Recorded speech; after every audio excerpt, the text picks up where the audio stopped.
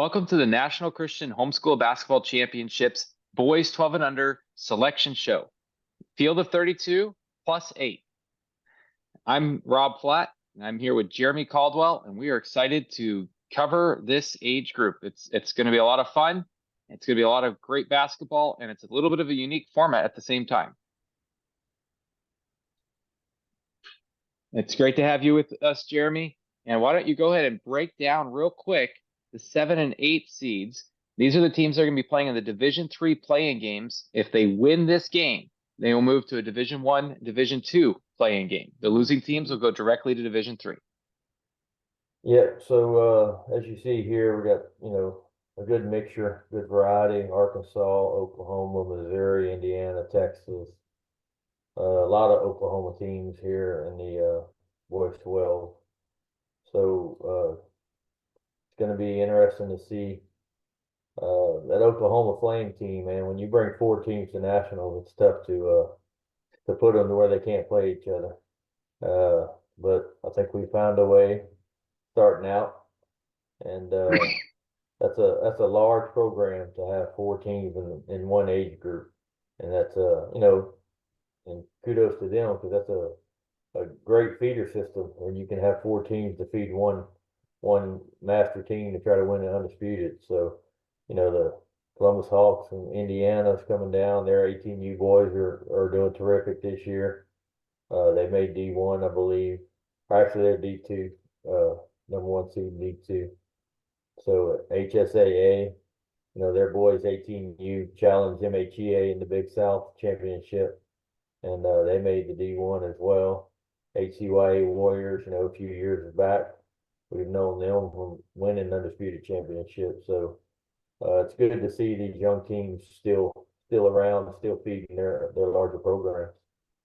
Yeah, it's great. And these are the 7 through 10 seeds, and yet so many familiar names, so many familiar teams. The Oklahoma Flames, a new one out of the Tulsa area, brand new organization. You mentioned 4 teams. It's so rare that we actually probably did the whole tally marks incorrectly, because we're not used to dealing with 4. But that said, we did spend a good amount of time working hard to try to make sure that we had these 3 teams not in the spot where they could play each other in the first couple games. And best as we tried, we hope we didn't make a mistake, but sometimes these certain situations have a way of working themselves out, and teams tend to draw each other to themselves. That said, let's take a quick look at how this format's going to work out, so that we can have an understanding of what that's going to look like with these 7, 8, 9, and 10 seeds, and how's this all going to play. We're going to have 4 Division I gold and silver balls, 2 Division II gold and silver balls, and 1 gold and silver ball for Division III. You'll note that those teams that we listed there, those are the teams that are going to be playing their way into either Division I, II play-in games, or directly into Division III. And so you'll note that there is a gold ball and a bronze ball and a silver ball for all these divisions, and more in certain ones. Also worth noting, no reseed. All advancements will be posted in the brackets before the events start. Monday, Division II and Division III will have 8 play-in games to see who's going to end up in Division III. The top 24 seeds entering nationals will automatically be seeded directly into one of the 16 Division I, II play-in games. The 16 seeds outside of the top 24, seeds 25 through 40, will be involved in one of 8 Division III play-in games. The 8 losing teams will move to Division III, where they will play 4 games Tuesday through Friday with a gold, silver, and bronze ball on the line. Also Monday, we will play 16 Division I play-in games. Once the Division III field is set, all 32 teams that are still remaining for the Division I and Division II will open up their national tournament in one of 4 gold ball divisions in Division I, or gold ball classes in Division I: 8A, 7A, 6A, and 5A. The 16 winners will advance to the Division I, the National Sweet 16, and Tuesday's Division I gold ball class semifinals. The 16 teams that lose on Monday's Division I play-in games will go directly to Division II, where they will be placed into one of 2 8-team gold ball brackets that will begin on Tuesday.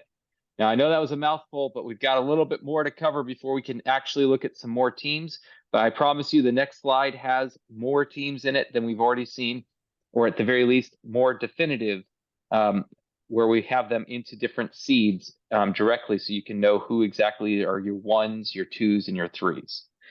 But before we get to that, let's talk about how it's going to be played out in this format on Tuesday. Again, you know how many gold balls there are for Division 1, 4, Division 2, 2, and Division 3, 1. There will be a silver ball to match, and there's also a bronze ball in each of those divisions. Tuesday's gold ball Division 1 semifinals and the Division 2 gold ball quarterfinals will be played. There will be 8 teams from each division that will remain alive for their division's gold ball. The 8 winning teams in Division 1 will move to the Wednesday gold ball games. The 12 teams that lose in their Division 1 gold ball semifinals will move to the Division 1 bronze ball bracket that will be played out 1st through 8th, Wednesday through Friday.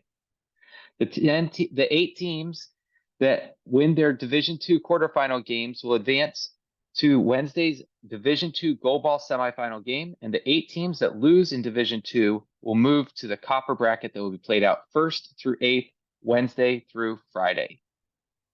Jeremy, tell us about the top 12 seeds.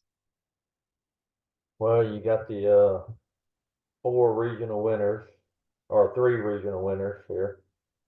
The Evansville Racers out of the Southeast, the Casey Metro out of the Heartland, and the Red River out of the Big South, who played HSAA in the Big South Championships. HSA is going to be your other number 1 seed. And then the 2 seed, you got the Southeast, Heartland, Big South, and Midwest all represented there. So that's good to see, good mix. And then over in the 3 seed, you have the Big South, the Midwest, and 2 Southeast teams, both from Tennessee. So a good mixture there. All 4 regionals represented here in these top 3 seeds. So it should be some good flavor, good interesting matchups. And here you can see the full list of the 1 and 3 seeds, 1 through 3 seeds, and the 4 through 6 seeds. So you know, a lot of Midwest, a lot of Heartland, a lot of Big South teams, some Southeast teams. So all 4 regions are well represented here. You can see the Mid-South Mustangs from Tennessee over in the 1 to 3 seeds, Tennessee Heat from Tennessee and the 4 to 6 seeds, both of them being from the Southeast. So, you know, the Big South and the Midwest are your largest tournaments of the regionals, but it's good to see in these younger age groups, some teams coming over from the Southeast, which is our smallest region that we have, but they're still being represented well here at nationals on these younger age groups. So that's good to see. Yeah, absolutely. And, you know, I want to just point out, I've actually saw the best game that I saw of the year for me personally. And I haven't seen a lot of games in person, but my absolute best game of the year was the Bluegrass Blazers versus the Mid-South Mustangs in the semifinals of the Southeast Regional out there in Murfreesboro, Tennessee. Happened to be able to watch this entire second half. It was a great battle. It went to overtime, and the Bluegrass Blazers were able to hang on to that game. But it was a very emotional game. I was up in the stands, and both sides really wanted to win, and it was a lot of fun to see the parents and the peers as well as the siblings rooting them on as well as they did. This is a great field, and I think this is where something just to note that these are the teams that are exclusively seeded into the Division 1 and Division 2 playing games. The 7 and the 8s are going to be filled by that first group of teams that we looked at. And don't worry, we will fill in every single bracket, including the 7s through the 10s, so that everyone can have an idea of what their road is to a Division 1 gold ball. So let's go ahead and actually give a little bit of a taste of what we're looking at since I mentioned that. Take it away, Jeremy. Yeah, so your Class 8A, as in all the other formats, are going to be your overall number 1 seed. That's going to be the Evansville Racers, who went down to the Southeast region and apparently won over the Bluegrass Blazers, as team you just mentioned. Yep. And the team that you don't see here in these top two seeds are the reigning undisputed champs of the Indianapolis Northwest Warriors. Mm. And they're in the brackets. They're just not in the top two seeds. You'll see them pop in a little bit later. So you know, the team that won the undisputed last year, uh, apparently some of their better players have moved up to the 14U, so that may be a team to watch on the 14U side. But you have the Red River Rattlers who come away as the Big South champion. And I watched that game over at the Big South this past year. I mean, a couple weeks ago. It And feels like a year ago. yeah, that was a really good game between Red River and HSAA as they both kind of had their way through the brackets leading up to their finale that they met. And it was a good matchup for the first three quarters. It was back and forth, and Red River kind of pulled away there in the fourth quarter. So that's going to be interesting to see. They're on opposite sides of the bracket here at Nationals as well. And then you have KC Metro, who ended up winning the Heartland. And then HSAA out of Dallas is the runner-up from the Big South. And they're going to have to go through MHEA, which is also a Big South team, but they're on opposite sides. So, you know, they won't meet up unless they're playing for the gold ball. So that's going to be interesting to see how that all Yeah. pans out.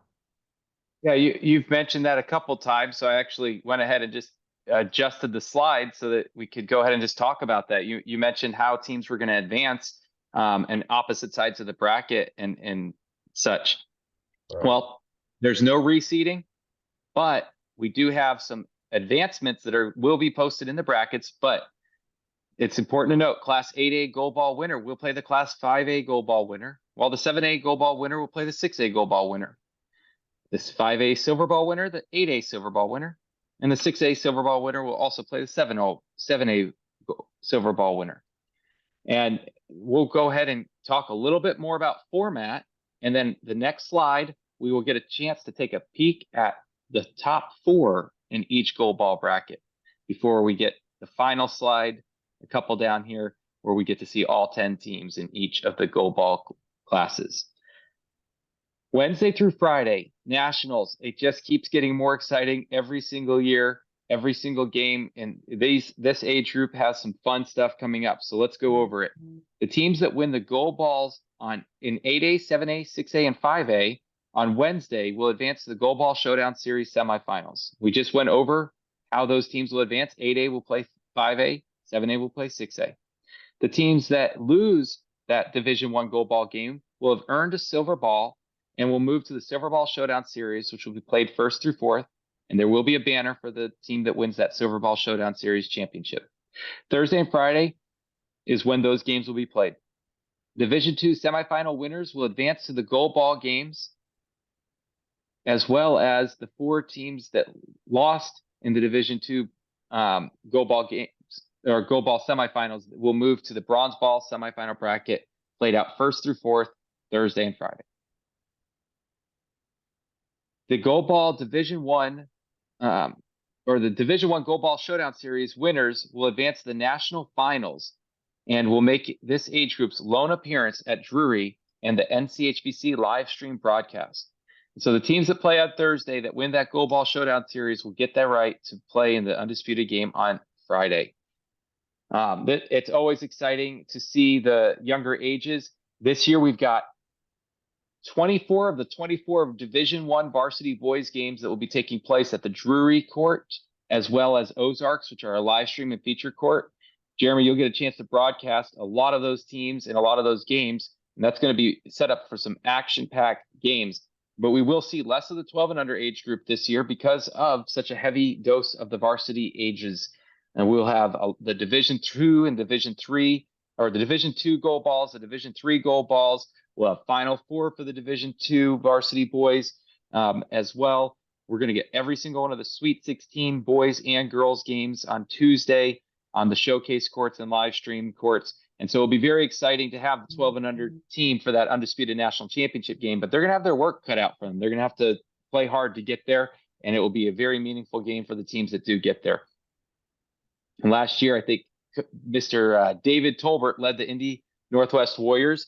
And of course, we know Will Tolbert, longtime alumni, longtime coach with the Northwest Indy Warriors. I don't think he's missed the Nationals since coming to Oklahoma City when his first child was born. Jeremy, let's talk about the top 4 teams in each football class. So you'll see here in 8A that you have the Evansville Racers, the overall #1 seed, and they're also going to be matched up with Lapeer Lakers from the Midwest as the #3 seed. So those two possible meeting there for the gold ball, and if they both win their first 2 games for their 3rd game, and then you'll have in the Class 7A, you got 4 different states represented: Texas, Indiana, Tennessee, and Oklahoma. And 6A, you got 2 Texas teams that are going to be opposite sides, along with Kansas and Kentucky. And then in Class 5A, you got 2 Tennessee teams, along with the Texas and a Kansas team. So a lot of different flavor here in the top 4 seeds. So that's the top 16 in boys 12U right now. Well, our very next slide is going to have them all 40 teams in their goal ball classes.